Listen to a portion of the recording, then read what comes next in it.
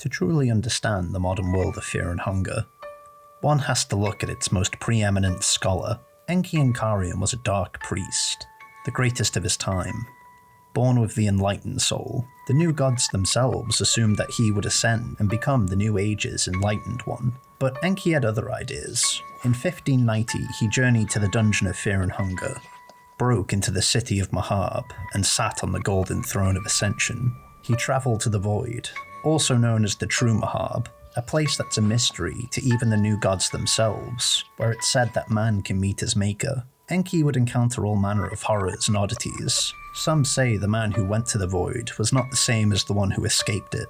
But what is known is that Enki confronted himself.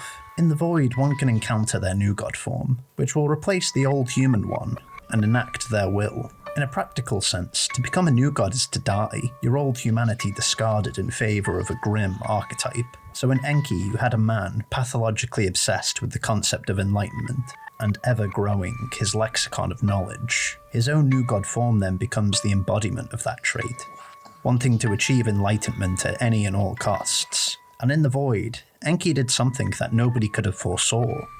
He rejected divinity, forsook the new gods and the old, and left the void as a man.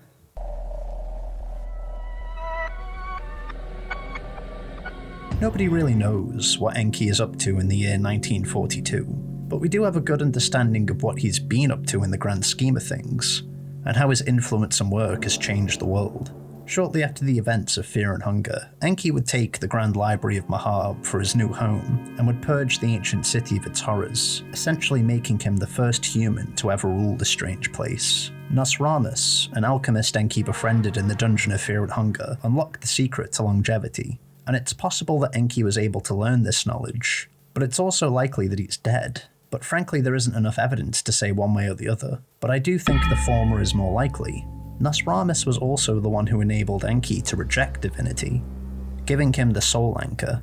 There's an implication that without such a thing, it would have been impossible to reject the new god's offer. It's likely that despite this, Enki did find a different path to divinity. The rebus is a kind of perfect alchemical form, where seemingly opposite concepts are united, such as male and female, or matter and the temporal.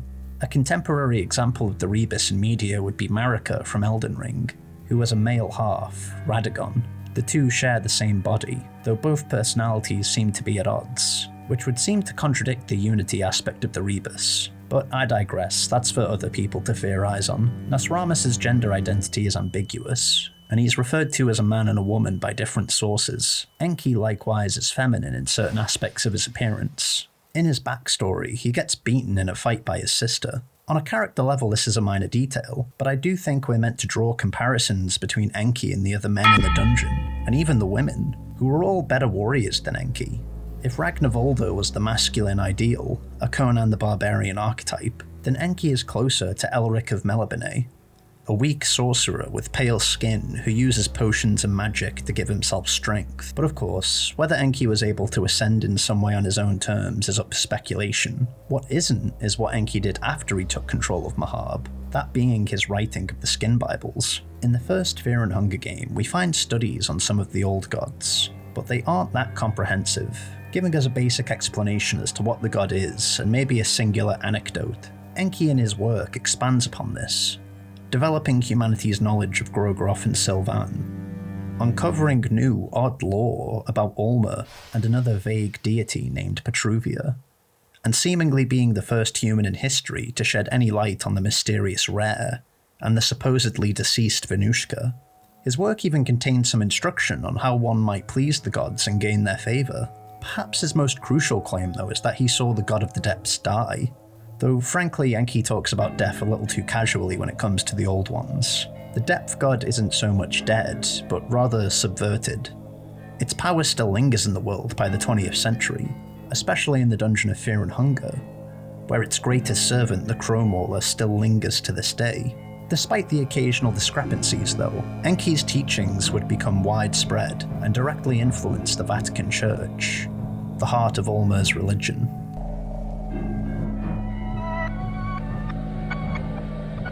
The Vatican stands as the heart of religion in Europa.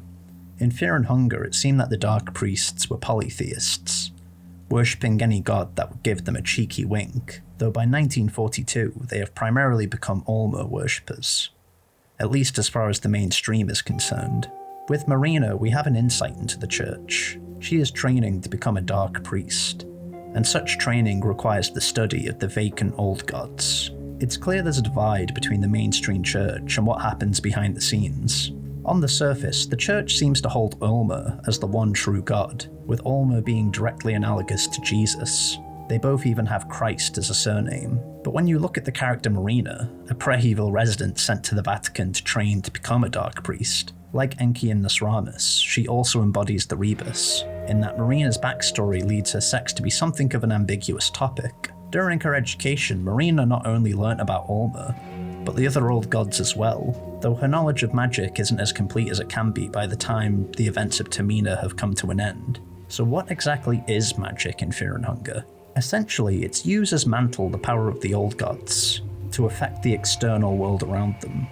And the more affinity a user has with the old god, the more powerful they are. Sylvan grants healing magic, Grogoroth destruction magic. The more you worship them and pay tribute, the more power they grant. Considering that the old gods are universal concepts, magic users are directly tapping into the fundamental laws of the universe and changing them in a closed system. Though this isn't without cost, tapping into such power degrades the mind, and can cause insanity if one isn't too careful.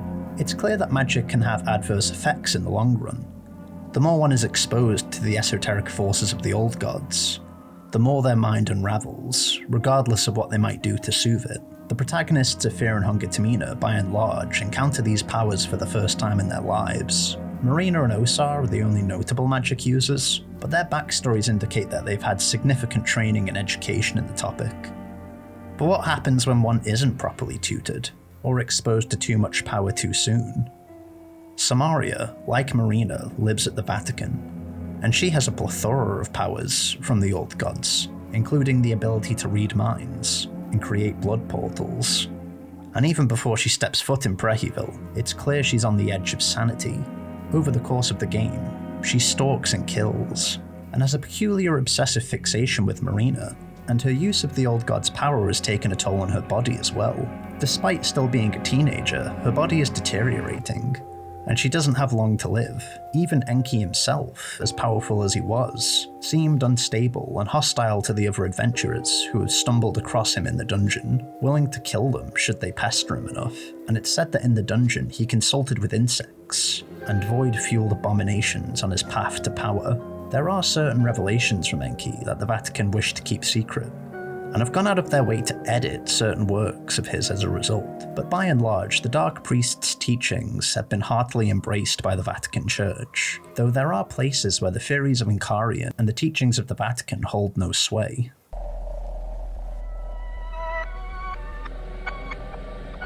The priests of Prehevil are a strange bunch, even to other Dark Priests. Prehevil itself is a backwater, a series of buildings erected around the Moon Tower that legend says has always been part of the country's landscape, as far back as humanity's record goes. Examining it, we see its base is marked by the symbol of Rare, and at its peak we see statues, multi-headed snakes. In Christianity, the snake is a vile creature, the great tempter, another form of Satan. But in Fear and Hunger, the snake is a visual motif, mostly employed by Lagarde in his new god form. It's hard to say what significance they might have to Rare, but the very existence of the tower is odd and upsetting, an ancient structure that should not be.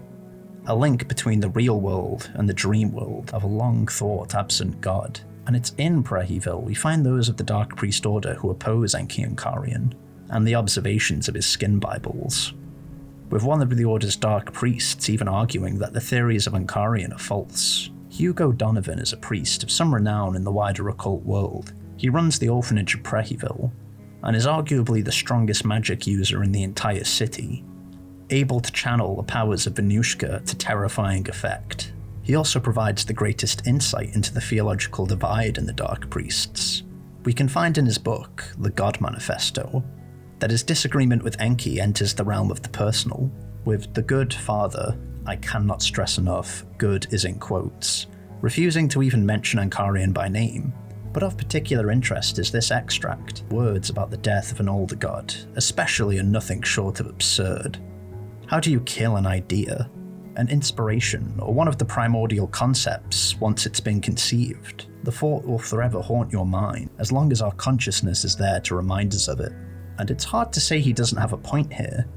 Just based on visual evidence in the forest of Preheville, we find tons of proof of Venushka's survival, and even if such a being could truly die in a conventional sense, the old gods are explicitly concepts, ideas, and even if a trace of an idea exists, then the old god also exists. It just is. And that's all the gods really are, ideas given form. The chief of the old god pantheon is Grogoroth, a god who destroys so that something new may take its place. Is that all the death of an old god is? Are their life cycles one giant exercise in recycling? The Vatican certainly doesn't have the answers to this, as much as it might claim to. Hugo's beliefs are a little more complex than this extract entails though. Regardless, Enki the human has brought more enlightenment to mankind than any new god before him, even if some of his conclusions are questionable to say the least. But some of his theories require further investigation, which is what we'll be doing next time.